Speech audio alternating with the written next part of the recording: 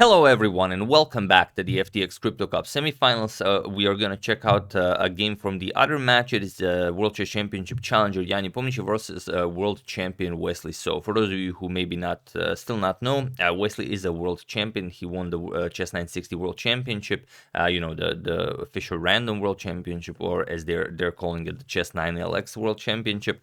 I don't like the name personally, but let's have three names. Why not? It's a really interesting game, and the first three games they played ended in a draw. So this is now either they draw and they go peacefully into the second of the day, or now one of them will win and then take the lead. So Nepo got into the semifinals by defeating Fabiano Caruana. It was a really tough match, but Nepo came out on top in the end, and Wesley defeated MVL. So let's see what's happening here. Nepo for the final game decides to open with knight to f3. So he chooses the Reti opening. We have d5 by Wesley, g3, and now knight to f6. We have bishop to g2 and now e6, the so-called Yugoslav variation of the King's Indian attack. We have castles and now bishop to e7. We have d3, preparing to strike in the center with e4, and Wesley just castles. We have knight b to d2, preparing e4, and now Wesley just grabs more space in the center here with ideas of advancing even further with b5. So we have e4, knight to c6, just continuing development, and rook to e1. We have b5, not worrying about the light square bishop here because there's simply too much stuff in between. And now e5, chasing away this knight. Knight to d7 now with a double attack on this pawn, but also it's defended twice, so it's not a problem. And now knight to f1. This knight is now safely tucked in away from all of those black pawns, and well, it can come very easily into the game later on with a move like knight to e3. So here Wesley continues advancing even further with a5. Look at this massive pawn storm. It's an amazing structure here. And now h4 by Nepo. We have b4 by Wesley, and now bishop to f4. And this is nothing new. This has been played many times. There are over 150 games in the database from top-tier tournaments with just this exact same position. So here a4 and a3 by Nepo. Both of them know this very well. We have b captures, and now rook to b8. Just putting a rook on the only open file on the board.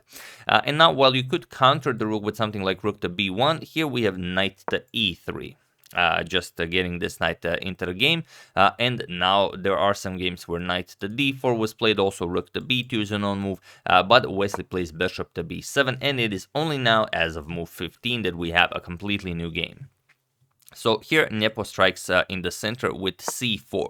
He wants to weaken the center and open up this diagonal. Now, if you advance the pawn, then white really has nothing to worry about for the rest of the game. Knight can just move. Now the structure is closed, and there's not all that much black can do with it.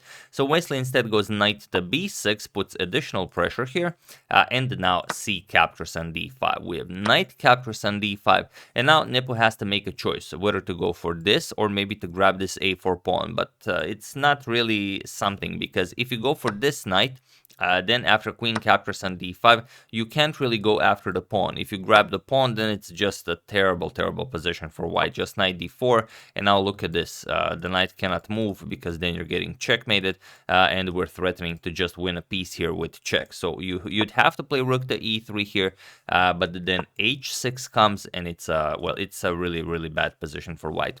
To give you an example of how bad it is, let's say you try something like knight to e1, and now you say, okay, this is just good for me. Now we move the queen, I eliminate the bishop, and all the threats are gone. Well, here he would have queen to b3, now attacking the queen, and after the queens get traded off, now the rook is under attack, and after you move the rook, now we trade bishops, defending the knight here, and after king captures, just g5, and we trap the bishop. That's some good stuff here. Captures, and the bishop is trapped. That's the reason why after rook to e3, this h6 h6 move is so powerful. But it'd be really a crazy line. So Nepo says, all right, I'm just going to grab the a4 pawn, and I'm not going to worry about all of this stuff that we've just seen. And now, while Wesley could play knight captures on f4, and allow this, captures, he doesn't want to win back his pawn like this. He plays knight to c3 first, attacks the queen, and just places the knight on a very well, very awkward square, but maybe awkward for both white and black. We have queen to c4 now, Nepo attacks it, and now queen to a5, defending this knight. Rook a to c1 now with a double attack on the knight, and now just knight b5 with a double attack on this a3 pawn. So knight to c2, defending the pawn once, but now we just eliminated. Knight captures, queen captures, and now bishop to g5, offering a trade of dark square bishops. We have rook f to d8, and now while this pawn is being attacked twice, first Nepo just trades. We have captures, and now queen captures on c5. We have queen captures, rook captures, and now, of course, bishop captures on f3. We have bishop captures and rook captures on d3. So all has been traded off, and now it's just, well, it's a dead draw. As you know, it seems like it's a dead draw, but is it really a dead draw? Well, of course, it's the last game, so Nepo has the white pieces. He will try. We have bishop to e4, attacking the rook. Rook moves, and now h5. Grabbing more space on the king side here. We have g6 by Wesley, creating some breathing room for his king, and king to g2 now. We have king to g7, and now rook to h1. So here we have knight to g8, not allowing something like h6, and now rook back to c1. And here Wesley decides something, well, maybe not all that ordinary. He decides to double up his pawns. He grabs this pawn, and it seems like Nepo can just pick up the pawn whenever he wants to, but Wesley figures it's a good attempt to maybe bring a little bit of this balance into the position. So here rook to h1, going after the pawn, and Wesley now goes rook to b4. He attacks the bishop here, but also kind of aims at that h4 square. So bishop to c2, and now king to h6, just defending this pawn. We have bishop to d1, now attacking the pawn twice, and now comes h4. So this is how Wesley gives the pawn back. The problem is you can't capture with the rook because the bishop on d1 is hanging. So here bishop to e2, but now knight to e7. Now Wesley's threatening to bring the knight over to f5 or g6 and help out with the defense of this pawn, and he would be up a pawn for forever. So now Nepo has to eliminate this pawn. We have captures, and g captures on h4.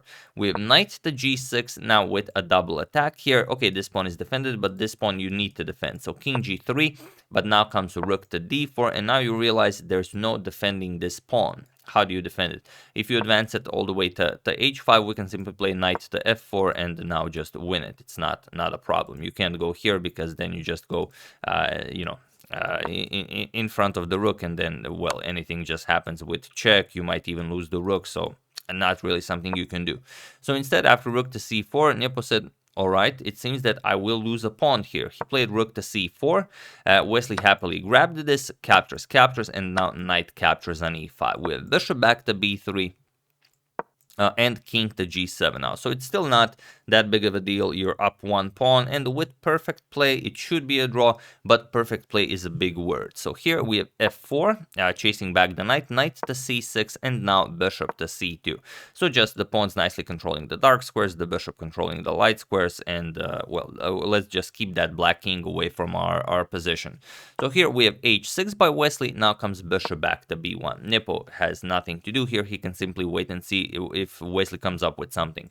So knight to e7, king g4. We have knight to d5, now comes king to g3. King to f8, now comes king to g4. And here, king to g4 is a very interesting move because Wesley has an opportunity here to grab a lot of space here. But it's a move, if you don't see it, then you don't see it. So here Wesley just repeated with knight to f6, but there's this amazing f5 check, which just grabs more space here and forces the king back. Problem is, if you go forward with the king, it seems like you're doing some progress here, but not really. King g7, and you're getting checkmated. The white king is now completely locked in here, and whatever this bishop does, because there are no moves with the king, knight f6 is just checkmate. So maybe f5 was an idea, but okay. Knight to f6 check. Wesley just repeats. King f3. king to e7 now, and the bishop to c2. So Nepo just continues waiting. We have knight to h5, and now comes king to g4. So again, all of these squares are taken away from the black king. Knight to g7, and now bishop to b1. Nepo just waits. We have f6, and now bishop to a2. We have king to d6, now comes king to f3. We have h5. And now king to g3, and here we have king to c5. So Wesley slowly but surely making his way in with the king. And now what do you play here? It's a very interesting position, and well, pause the video and try to figure out how to hold this position with white while I give you a couple of seconds.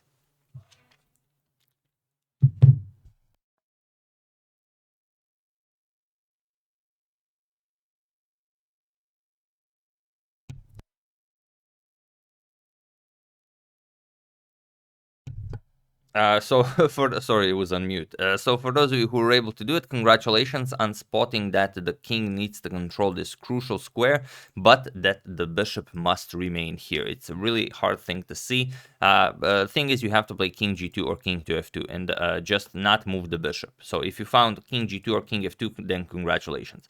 Point is that after black makes a move and attempts to go for your pawn, now you play king to f3, you lock off the black king, and then after the black king gains opposition and says, okay, now you move your king, now you say, no thank you, I'm just gonna play bishop to b1 check, and now you move your king. So king d4, and now we're just gonna repeat bishop to a2, and there's not much you can do here.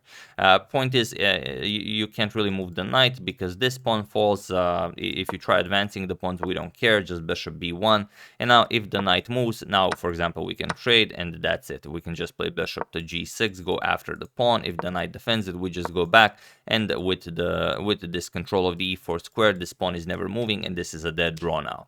So really congratulations to everyone who spotted this, that you cannot move the bishop. Nepo, however, played bishop to b3, and this is now a big problem for him. Yes, he does get the f3 square, but you will not be able to kick away the king from the opposition. So here we have king to d4, king to f3, and now king to d3, so the opposition is gained, but now there is no bishop to b1 to kick away the king because, well, there's just that. So here we have bishop to a4 by Nepo, and now comes knight to f5. So now he has a few free moves. Bishop to b5 check, king to d4. Now the pawn is hanging here, and now there's no defending it because this is these squares are all taken away from the white king.